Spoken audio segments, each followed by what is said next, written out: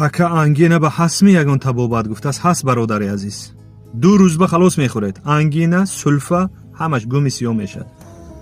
شما را غم تید انگینه همون گوازدین که بسیار کس میداند این چیزا قیمت چیزایی 1 کیلوش 250 قریب 300 سوم میشد است. روید 5 سوم به 2 قاشق میتید.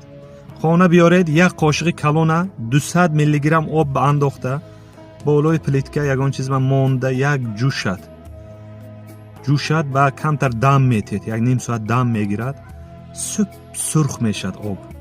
انواع چیزا غرغره میکنید هم سلفه هم انگینه ای شما دور میره. o'zbekon qalamfir molchog'ida olib kelasiz 200 gram suvga 1 katta qoshiqda solib 5 minut qaynatasiz. Xudo xohlasa angina bilan yutaldi borki 2 kunda ko'zini o'yadi. Xo'p deng, baraka topkur.